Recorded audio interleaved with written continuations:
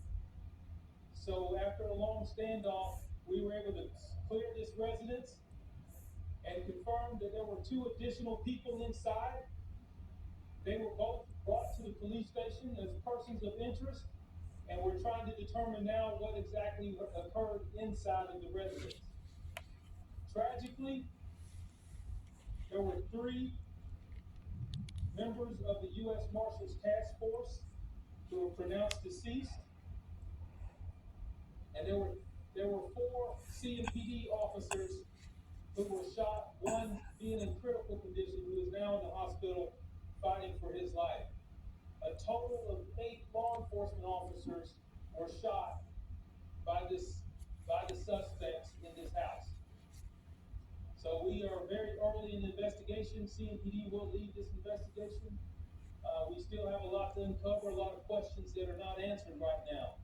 So please respect the fact that I won't be able to answer some of the questions that you're going to have. But at the same time, we are going to diligently work on this to ensure that we bring respect to these officers and these law enforcement officials that lost their lives today. And this is a good example of what we try to tell people every single day, that when we put on this uniform, that we don't have any guarantees that we'll return home. But yet we have a lot of great men and women across this entire country that do it every single day to make sure that you're safe in your communities. So with that, I'm going to turn it over to Mayor Vi Lyles, who she wanted to say a few words.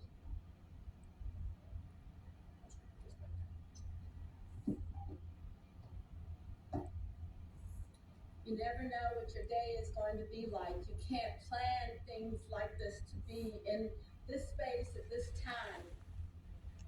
We've lost 3 people. They lost their lives after they gave us the opportunity to be in a safe place, and they lost their lives.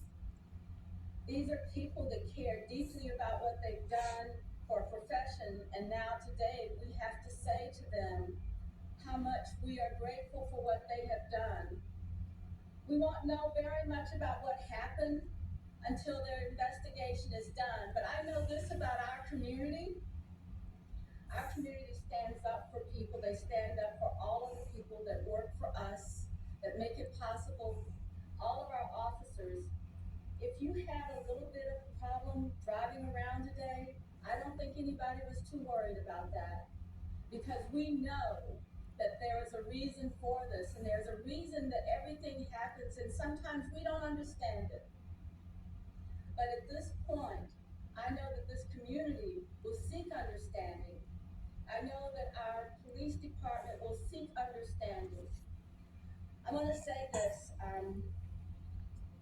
We're very, very much grateful.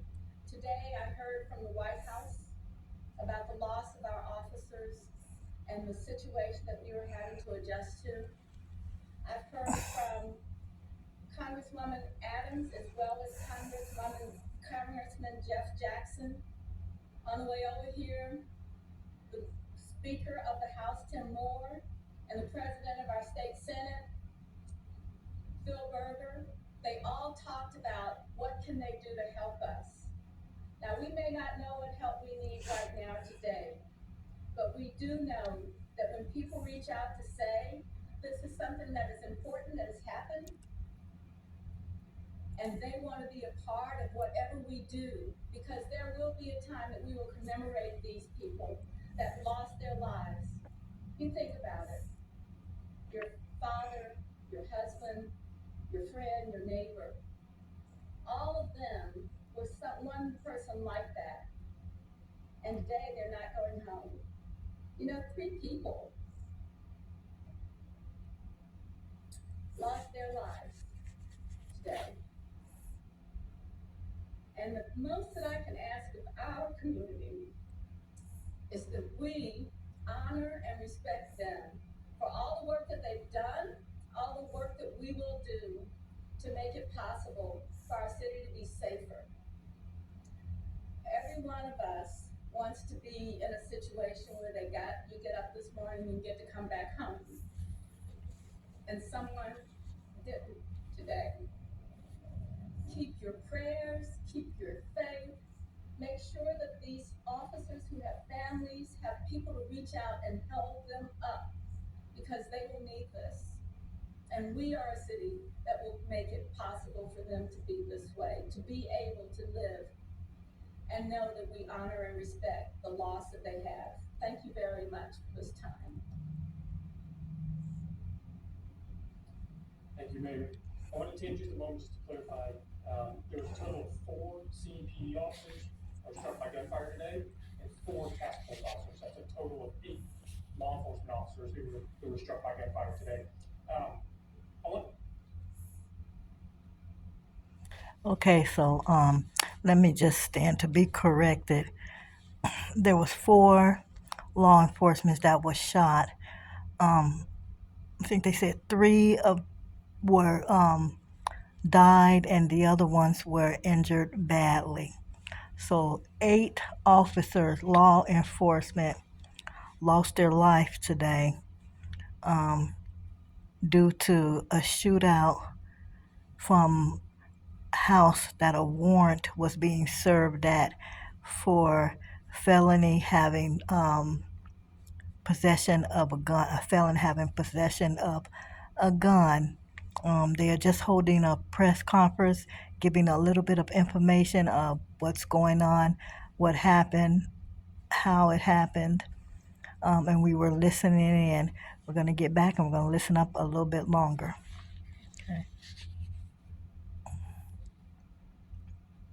And to recognize the people standing behind us here today. The first responder community, the government organizations that stand behind me, this is a community within the community. And it's incredible the bond that we have, and it's demonstrated in no other way like it is in moments of crisis and in moments of tragedy, like the one that occurred today. So to recognize the people that are with me today, we have the Charlotte Fire Department, medic, Department of Homeland Security, Federal Bureau of Investigation, Department of Alcohol, Tobacco, and Firearms, U.S. Marshals, Mecklenburg County District Attorney's Office, North Carolina Highway Patrol, and I sure hope I didn't leave anybody off the list. But on their behalf, I want to thank you for being here. And on behalf of all the men and women that they represent who answer the call, especially when tragedy strikes, I want to thank them. Any questions that you have, Chief James and Mayor Lyons over there?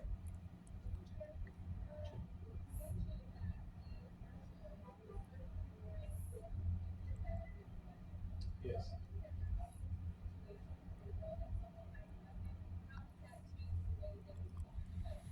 Well, it certainly changes the response. The question is, how does it change the response when you're going into a residence where someone has a history of having a weapon? And let me just be clear, the U.S. Marshal Service, their fugitive task force is comprised of surrounding agencies. So there are multiple agencies that are involved with the fugitive task force with the Marshal Service. The Charlotte Mecklenburg Police Department is a member of the U.S. Marshals Task Force as well. So anytime you are dealing with someone who is a convicted felon and who has been caught previously with a firearm, it does raise concerns and raise awareness when you are responding. So when they do that, part of the reason the task force is such an imperative part of what we do every single day is because they have extensive training and they train together to be able to deal with these kind of situations. It's always going to be something that's on the forefront of their thought process when you're going after Charlotte's most dangerous people. And unfortunately, today was something tragic that we never want to see. I never want to stand in front of you today to talk about an incident such something this tragic is really heartbreaking. Yes.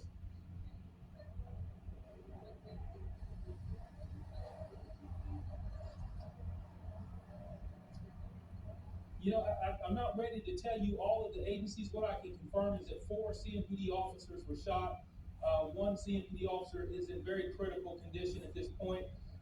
We do have to make sure that family members and all of them are notified. So I'm not going to release which agencies they were with the task force. So the question is the number of shooters. Right now, we believe there are 2 shooters involved. Again, we have 2 people of interest at the police station that are being questioned right now. And we have confirmed that the individual that was set up, that we were serving the warrant on, was the individual who fired the initial shots and was deceased in the front yard at the end of all of this. So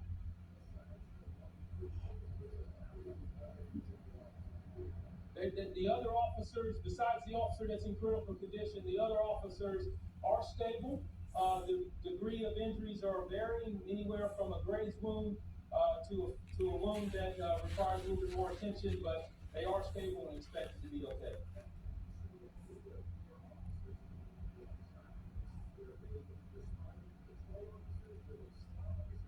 Yes, I can confirm that We do have a sergeant who is assigned to the task force who was on the scene. That officer immediately called for help. The 3 officers or the 4 officers that were shot are officers who were responding to the scene. I'll get to you. Yes, sir. Yes.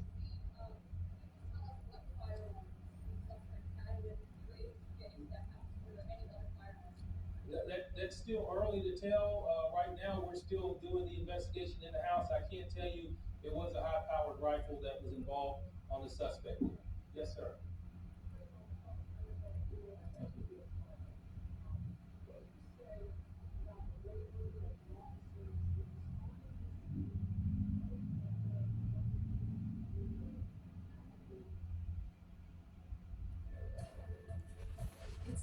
Step up, and this profession steps up, and that's what we should be defined as doing, because they knew what they were going into and still held their own in attempt to apprehend the suspect.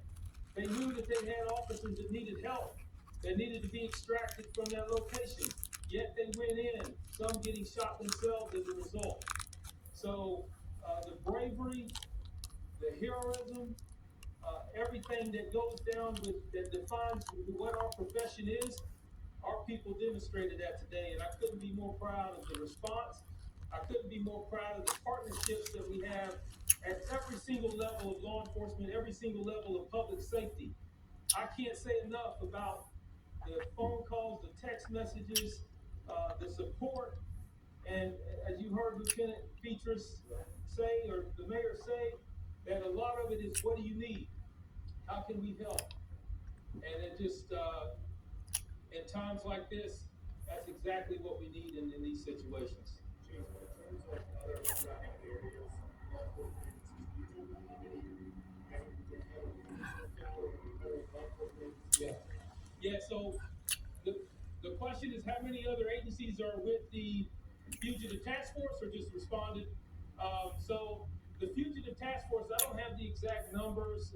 With Charlotte has 1 member on the fugitive task force as a sergeant, but mainly the surrounding agencies within our surrounding cities and towns are members of that, and we can get you those numbers exactly who's involved. responding to this, whether it has. Yeah. Yeah, so the officers who responded to help out, all the federal agencies were on the scene with me, and state agencies, the Mecklenburg County Sheriff's Office was there as well. We had agencies from Pineville to different towns within our county. They sent officers in to answer our calls for service, because we obviously, you can imagine the manpower needs that it was to secure that scene and to do the transports. So they were very helpful to ensure that we did not let our citizens down in responding to those calls for service, and they were very helpful in that. So.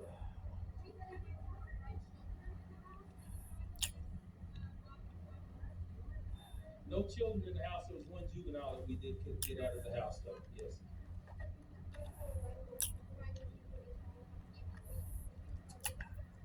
Not right now. The type of ammunition, that's still part of the investigation.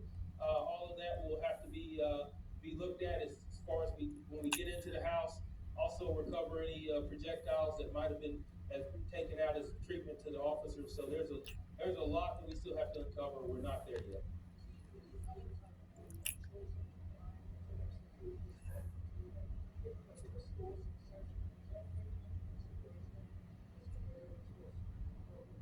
So the question is whether this was an appropriate time to serve a warrant. I will tell you. Hold on.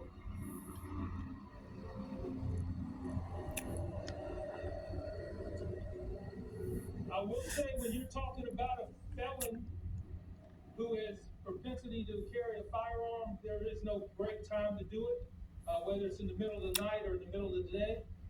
The interest in the fugitive task force was to ensure that this person was brought to justice and taken off the streets. And unfortunately, he decided that he was going to respond to that by gunfire at our officers. Yes, ma'am. I do not right now, but the history of this residence, the history of the individual, all of that will be released very soon. We're going to try to get that information out. We do have a lot of family notifications that we have to make in order to provide more information to each and every one of you about this individual. So.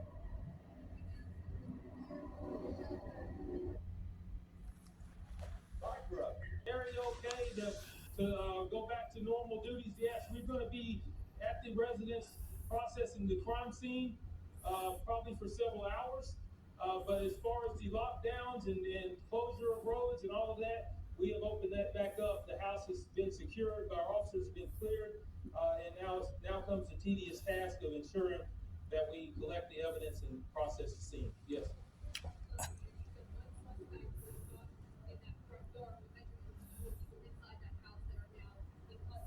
Yes. Yeah, so the question is about the two other individuals who came out of the house later. We can't, I can't confirm right now which one or if either are the suspects in the additional shots that were fired. What I can tell you is that we had the house secured, and the perimeter was secure, and we continued to take gunfire from inside the residence. And after we cleared the residence, there were only two individuals that came out. One 17-year-old juvenile, and then another female who was taken out as well. So one suspect is deceased. Yes.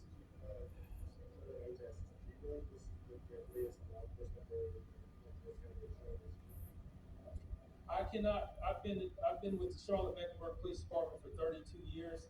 I can't remember an incident where 3 law enforcement officers were, and also 3 that were killed in the same incident, as well as 1 in critical condition and additional that were shot and injured. So to me, it's the most tragic one that I've been involved in. I don't know historically.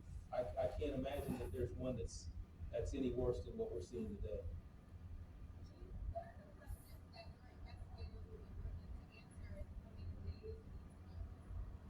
Well, a lot of the questions that need to be answered, we don't even know what those questions are right now. We have to get a full understanding of why this occurred, and also to uphold the integrity of the investigation. We want to make sure that we check all the boxes that we need to so that we can get a full prosecution in this case if and when it comes down to that.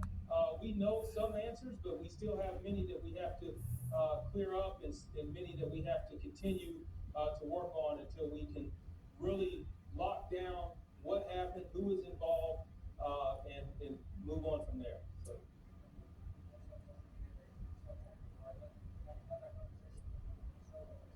I did. I spoke with the governor earlier today. Basically, he asked me what do I need. He's here to support. Certainly appreciative of the phone call with him. Unfortunately, I know he would be here if he could right now. He's on his way to come and speak with us, but I did speak with him this afternoon. Okay, so yes, there you have it. The story on the shooting that took place yesterday in Charlotte, North Carolina, when the Charlotte Mecklenburg County Police was trying to serve a warrant to a known felon on charges of gun possession with the felon. The people in the house opened fire, killing 4 officers and wounding 8 more. It's a tragic what went down and what happened. We keep these officers and their families in our prayers. We ask God to, wrap his arms around the families and help them to get through this. We don't know. There's a lot of questions and stuff to be answered. And right now, this is very fresh. I just wanted to bring this story out of Charlotte, North Carolina. Very, very tragic situation. Lots of life just wasted. And we pray for the families, and Hopefully they'll be able to get through this. The person that was in the house, he was killed on the scene by the cops, and there was 2 more people that was brought out of the house and taken into custody. One was a 17-year-old boy. The other one was a female. So as this story progresses, I will keep you guys up to date on exactly what's going on. Remember, this is Late Night Talk with Straight to the Truth. Don't forget to subscribe, like, and follow. Hit the little bell up above so that way when I post something, you'll be first to get it. And remember, it doesn't cost anything to hit that thumbs up, like button, and to also subscribe. It helps the channel grow. All right, the channel is nothing without the truth seekers. So go ahead and make sure, if you're not subscribed to the channel, now's a good time to do it. All right, y'all have a good night, and peace and blessings to you.